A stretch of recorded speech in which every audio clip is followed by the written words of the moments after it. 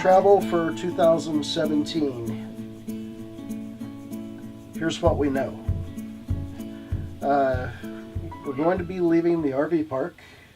Yes. On the 1st of February. On the 1st of February. And we're going to head to Quartzsite, Arizona, because on February 2nd, Brian Boone is going to install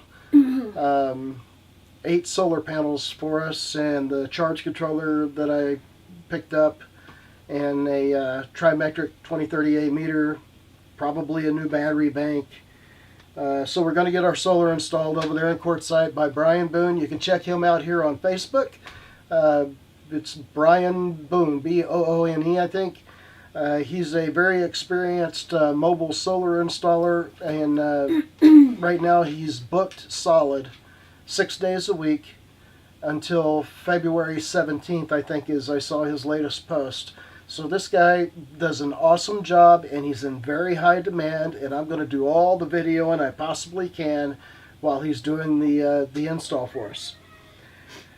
So once we're in Quartzsite, we have that installed. We may hang out in Quartzsite for a while to meet some people, some other YouTubers over there, and some other escapees that we know. One of those you guys may recognize, Three Dogs Camping. Would like to meet them if we can. We'd like to meet Russ at RV or TV, and several others. So after Quartzsite, what are we doing after the Quartzsite?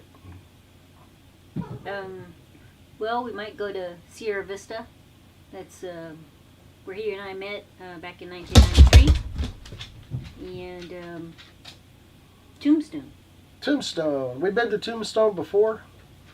Back when we lived in Sierra Vista in the early 90s, and really enjoyed that area, the Crystal Palace, and definitely want to go back and see it again. So, so we hope to do that. And then after that, I think we're going to creep our way east. We need to stop by the house and say hi to the house. Get that taken care of. Somebody to take care of the, mowing and stuff over the summer. And after a short stint there at the house, we will be slowly making our way to Georgia. We expect to be at the house in March. We expect to be in Georgia in April. We're going to Lookout Mountain Flight Park in Rising Fawn, Georgia, so that I can finish up my hang gliding certifications and get all that taken care of. They have a RV park right there at the landing zone, so should be able to make a lot of neat videos, people coming in, landing, and doing whatever they do there, okay? That should be really interesting. After that, we have to head to Texas. Family reunion. We have a family reunion in June in Texas, and that's going to be really hot. And then we expect to be back where we started in Forest City, Iowa for the Winnebago rally in July. Yep. That's what we know so far. Now, between those dates and events, all the creeping across east and back west and towards the north and all that time in between, there's going to be a lot of stops and places along the way. We have no idea what places those, where we will be or what we will be seeing, but we'll be taking y'all with us. Okay, next item. I wanted to talk a little bit about what we've learned about this type of RV park. If you haven't guessed by now through watching our videos or reading our comments, we're at Desert Trails RV Park in Tucson, Arizona. This is a snowbirding RV park. The vast majority of people who are here have been coming here year after year after year Some of them for 30 years. Some of them for 16 years, 8 years, 4 years. We've met the gambit. The vast majority of the people here are snowbirders from up north. They're about 10 to 20 years older than our. Yeah, I would guess on average they're 20 years our senior. The one thing that you realize real quick in an RV park like this is that they have established rules, and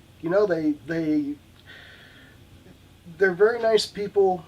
They're pretty lenient on what is allowed and what's not allowed, but the rules that they do have are pretty cut and dried, wouldn't you say? Mm-hmm. For example,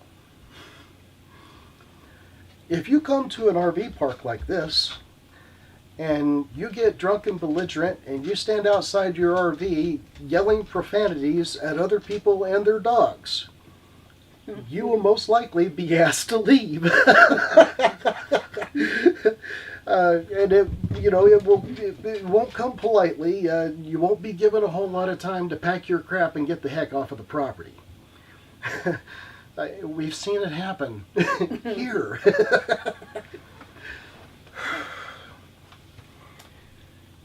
Okay, last item is future upgrades to the RV. One of the things that I mentioned in a recent video is that the Sightseer that we traded in for this new Forza, on the outside it had a little door that I could open, and there was a spout in there, and I could use 5-gallon jugs to pour water directly into the fresh water tank. It's called a gravity fill. Many coaches have them, except for this one. It doesn't have one.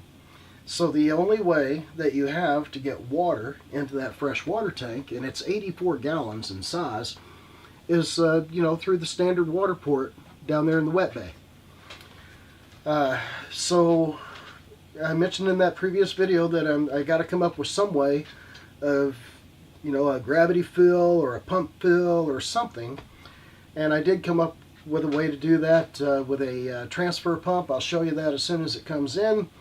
And at the same time, I've added 60 gallons of additional fresh water storage for the coach, and I'll show you how I did that as well, using it's called an agua tank. It's a water bladder, and I can also use that water bladder if I need to go and get water and bring it back to the coach. Then I just use the transfer pump to transfer that 60 gallons of water directly into the fresh water tank through the wet bay, just like I do off of a regular nozzle or faucet. So that's how I've decided to solve that, and I'll show you all of it and detail it for you in a video as soon as it gets here and I have a chance to work with it a little bit. What other upgrades? Well, hopefully we'll be able to take care of it at courtside. But I'm gonna, the back closet, there's a cabinet there. I'm gonna have 3 pull-out drawers and installed, and also here in the kitchen we have a utility thing there that it's really deep, and all you can do is just put bottles down at the bottom, and it's pretty tall, and I want to put a couple pull-out shelves in there, so yeah, so we're hoping to hopefully we'll find somebody at courtside that to do that. If not, we'll figure something else out. Yeah, I'll end up doing it. That's it for now. Oh, the solar. Well, yeah, we're going to have the solar done. We're going to be getting rid of this couch here. Oh, yeah, if anybody wants this couch, get in touch with us. Yeah, you've seen it in a previous video. It's the fold and tumble. Yeah. Yeah, you got to sleep on it unless you get a blow-up mattress to put on the darn thing. Yeah. But we're going to get 2 recliners. Yeah, we want the theater seat recliners. Yeah. We found them at Seats for Seats for Less or shopforseats.com or something like that. Yeah. It's about $1,100. Yep. Oh, and that chair. The recliner that comes in our 36G, we showed you all that in the 4-part series that we did on what we like and don't like. I forget the name of the series. The chair, it's a semi-comfortable chair. It's just big, and it just takes up a lot of space there. And I think I can get something that fits the space better, that's more comfortable. So yeah, I would like to replace the chair as well. Eventually. Yeah, it's not a... First things first, so the cabinets, yes, solar cabinets, yeah, this couch. Yeah, but my chair is not a priority is what she's trying to say. Well, once we get the 2 recliners here, you're going to have a recliner right here.